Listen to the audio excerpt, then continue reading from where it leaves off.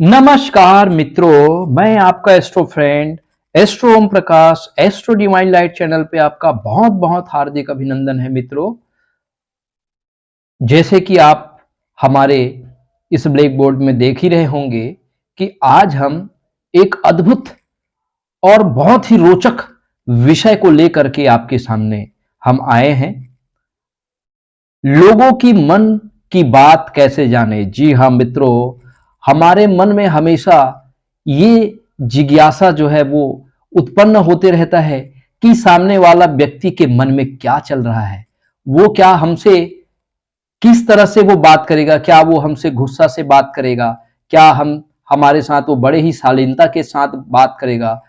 जी हाँ मित्रों, एक अद्भुत मनोवैज्ञानिक विश्लेषण, हमारे शास्त्रकार इसे भली भांति जानते थे कि हम किसी भी व्यक्ति की मन में क्या बात चल रही है उसके बारे में हम कैसे जानें। जी हाँ, तो पुनः आपका बहुत बहुत हार्दिक अभिनंदन है मित्रों आज के हमारे टॉपिक में कि आज हम इस अद्भुत कुंडली विश्लेषण के बारे में आज हमको बताने जा रहे हैं। जी हाँ, कि हम किसी भी व्यक्ति के मन में क्या चल रहा है इसके बारे में हम जान सकते हैं मित्रों। तो कहीं ना कहीं ये हमारे ज्योतिष की एक महानता है, ये हमारे ऋषि मुनियों की महानता है कि जो इस अद्भुत ज्ञान को जन सामान्य आम जन साधारण के बीच उन्होंने इस ज्ञान को रखा। तो निश्चित रूप से आज का सेशन बहुत जबरदस्त होने जा रहा है मित्रों। अगर आप अभी अभी हमारे चैनल में जुड़े हैं तो इस चैनल को लाइक करिए, सब्सक्राइब करिए और शेयर करिए, क्योंकि ये उन जरूरतमंदों के पास जरूर ये वीडियो जानी चाहिए ताकि इस वीडियो के वजह से लोग न केवल अपना भला कर सके बल्कि वो जिस परिवेश में रहते हैं, जिस समाज में रहते हैं, उनका ये भला कर सके। जी हाँ, तो चलिए और ना विलंब करते हुए आज का हमारा जो अद्भुत जो विषय हम लेकर आपके पास आए हैं कि कैसे हम लोगों की मन की बात जाने।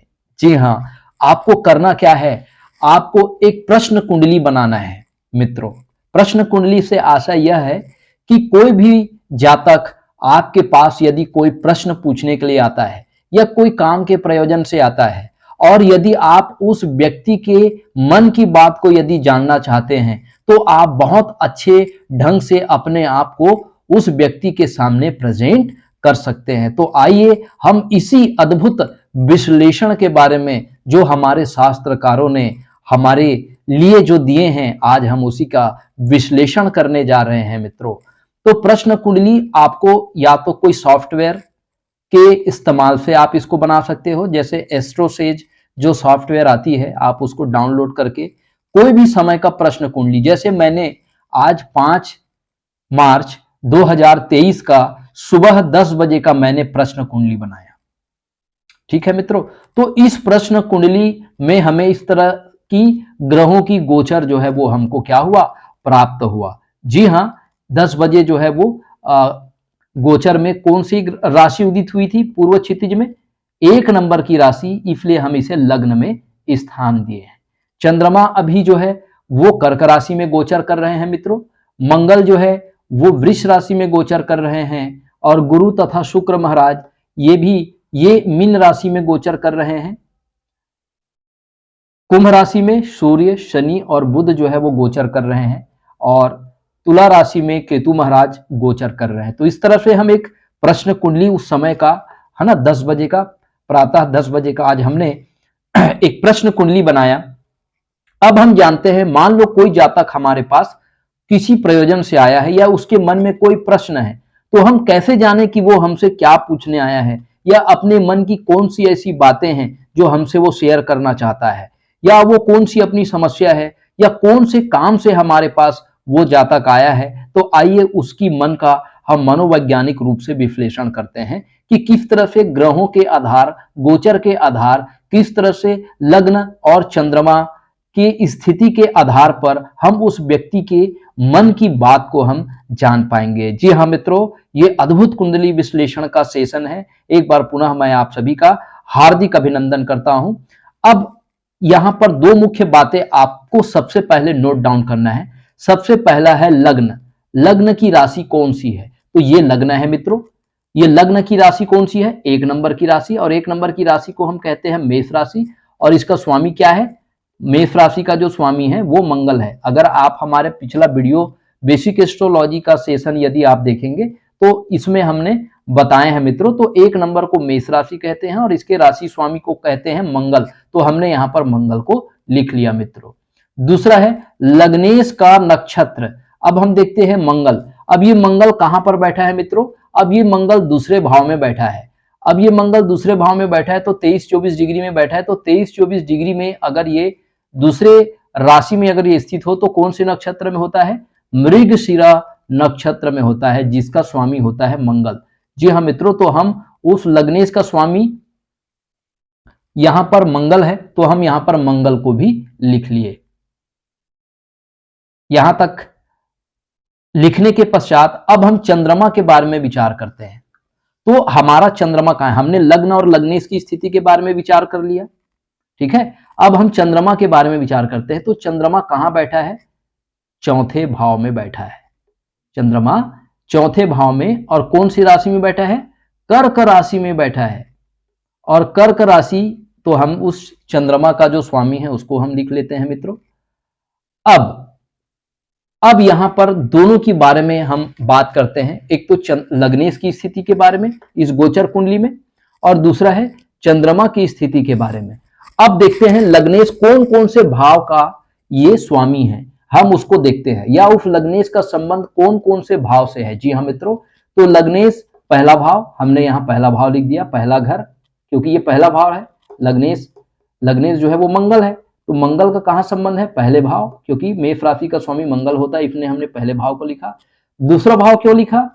क्योंकि ये मंगल कहां बैठा है? दूसरे भाव में बैठा है, तो हमने यहां पर दूसरा घर को भी लिखा। अब तीसरा हमने 8वां भाव को लिखा। 8वां भाव क्यों लिखा? क्योंकि ये मंगल का दूसरा जो राशि है वो अष्टम भाव में है, इसलिए हमने यहां पर क्या लिखा? 8 हाउस लिखा, 8वां घर लिखा। फिर दूसरा घर क्यों लिखा मित्रों? अब वो लग्नेश कौन से ग्रह के नक्षत्र में बैठा है? तो वो लग्नेश दूसरे घर में बैठा है, और कौन से ग्रह के नक्षत्र में बैठा है मित्रों? मंगल ग्रह के नक्षत्र में। तो हम यहाँ पे ये नक्षत्र कौन से घर में बैठा? दूसरे घर में, तो हमने यहाँ पर दूसरा भाव को भी यहाँ पर हमने स्थान दिया। अब ये हम लग्नेश की स्थिति का विश्लेषण इस कुंडली के, इस गोचर कुंडली के आधार पर हमने कर लिया। तो कौन कौन से भाव आए? पहला भाव आया, दूसरा भाव आया, अष्टम भाव आया, और फिर से दूसरा भाव आया मित्रों। चलिए अब हम चंद्रमा की स्थिति का विचार करते हैं। हमने लग्न की स्थिति का विचार कर दिया, लग्नेश मतलब हम स्वयं। अब हम चंद्रमा अर्थात हमारा मन, अब हम मन के बारे में विचार करेंगे। तो चंद्रमा कौन से घर में है? चौथे घर में, तो हमने चौथे घर को, चौथे हाउस को यहां पर लिख लिया मित्रों। अब दूसरा है, अब चंद्रमा कौन सी राशि में है? 4 नंबर की राशि में है, ठीक है। चंद्रमा 4 नंबर की राशि में है, तो फिर से हमने चंद्रमा को यहां पर चौथा भाव को लिख दिया। अगला है, अब चंद्रमा कौन से नक्षत्र में है? अब चंद्रमा जो है वो आश्लेषा के बुध नक्षत्र में है। तो बुध की कितनी राशि है? बुध की 2 राशि है, एक तीसरे भाव में, तो हमने तीसरे भाव को यहां पर स्थान दिया, और दूसरा है 6वें भाव में, तो यहां पर हमने 6वें भाव को भी यहां पर स्थान दिया। तो इस तरह से हम देख रहे हैं। अब दोनों में कॉमन क्या है? अब लग्नेश में कॉमन क्या है उसको हम लिख लेते हैं। तो यहां पर जो कॉमन है ये है हमारा सेकेंड हाउस, तो हमने सेकेंड हाउस को लिख लिया। अब चंद्रमा में हम कॉमन देखते हैं, तो चंद्रमा में कॉमन क्या है? चौथे घर, 2 बार आया है, तो चौथा भाव को हम यहां लिखते हैं। ठीक है विद्यार्थियों, मैं एक बार और रिपीट करता हूं। यहां पर दूसरा भाव 2 बार आया है लग्नेश वाले विश्लेषण में, तो इसलिए हमने यहां पर दूसरे भाव को अलग से लिखा है। अब चंद्रमा की स्थिति में देख रहे हैं तो चौथा भाव यहां पर 2 बार आया है मित्रों, इसलिए हमने चौथा भाव को यहां पर स्थान दिया है। अब आप देख रहे होंगे कि मैंने दूसरे भाव और चौथे भाव को ही हाईलाइट क्यों किया, क्योंकि ये हमारा लग्नेश है। लग्नेश में जो पुनरावृत्ति वाले जो 2 घर है उन घर को हमने यहां पर लिखा, और चंद्रमा जो मन का कारक है, तो इस विश्लेषण से हमको 2 भाव जो है वो कॉमन प्राप्त हुए, उसको हमने यहां पर लिखा। अब हम उस व्यक्ति के मन तक पहुंचते हैं कि उसके मन में क्या विचार आया। तो उसके मन में दूसरे भाव और चौथे भाव से संबंधित विचार आया। अब वो व्यक्ति अब क्या बोलेगा, वो व्यक्ति क्या पूछने आया है आपके पास मित्रों, तो सबसे पहला जो है वो पूछेगा धन के बारे में। ठीक है, कि मुझे धन की वृद्धि कब होगी, मां लक्ष्मी की कृपा कब होगी। दूसरा, वो अपने परिवार के बारे में पूछेगा कि मेरे परिवार सुखी रहेंगे कि नहीं, मेरे परिवार को कि कोई प्रकार की कोई समस्या तो नहीं होगी। दूसरा, यदि उसको कोई परेशानी है तो उसके दाहिने आंख में पीड़ा हो सकती है, उसके बारे में भी वो प्रश्न पूछ सकता है। और तीसरा जो है वो अपने वाणी के बारे में, वो अपने जो लजीज जो व्यंजन है खाने पीने के जो संदर्भ में भी प्रश्न पूछ सकता है। और अगला है अपने वाणी के बारे में। ठीक है, वो बोल सकता है कि मुझे कभी कभी बोलते बोलते अचानक क्रोध आ जाता है, मुझे गुस्सा आ जाता है। तो इस तरह की प्रश्न जो है उसके मन में क्रिएट होंगे। तो ये पहली बात हो गई, दूसरे भाव से विचार। अब चौथे भाव से क्या क्या विचारणी पक्ष है मित्रों, वो अपने माता के स्वास्थ्य को लेकर के प्रश्न पूछ सकता है कि मेरी माँ की जो है स्वास्थ्य है वो कब जल्दी ठीक होगा। दूसरा चीज, वो भूमि भवन वाहन से संबंधित वो प्रश्न पूछ सकता है, पारिवारिक कोर्ट कचहरी के मामले हो सकते हैं। ठीक है, उनका भवन कब बनेगा, वाहन का सुख उसको कब प्राप्त होगा। ठीक है, तो इसके बारे में वो अपने सुखों को लेकर के वो प्रश्न पूछ सकते हैं कि मेरे जीवन में सुख का पल कब आएगा, कि मैं बहुत ज्यादा दुखी हूं। तो इस तरह के प्रश्न जो है, ठीक है, ऐसे व्यक्ति के मन में उत्पन्न हो सकते हैं। अगर कोई व्यक्ति हमारे बीच अगर इस टाइम में आया है, अगर आज 5 मार्च 2023 है और सुबह 10 बजे अगर कोई जातक हमारे पास आता है और हम उसी समय का यदि हम गोचर प्रश्न कुंडली बना लेते हैं, तो हम ऐसे जातक के मन में चलने वाले जो विचार है उन विचारों को हम क्या कर सकते हैं, जान सकते हैं कि वो व्यक्ति हमसे इन्हीं प्रश्नों के बारे में क्या करेगा, पूछने के लिए वो आया है। इस तरह से मित्रों हमें इन शास्त्रीय गणितीय जो संकल्पनाएं हैं जो ऋषि मुनियों ने हमको दिया है, निश्चित रूप से ये बहुत ही अद्भुत विश्लेषण है मित्रों। बहुत ही धैर्य और शांति के साथ आज हमारा सेशन को आप देखिएगा और जरूर इस वीडियो को बार बार आप देखिएगा, क्योंकि ये निश्चित रूप से, क्योंकि इसको शास्त्रकारों ने बताया है, तो ये निश्चित रूप से लोगों पर जरूर इसको अप्लाई करिएगा।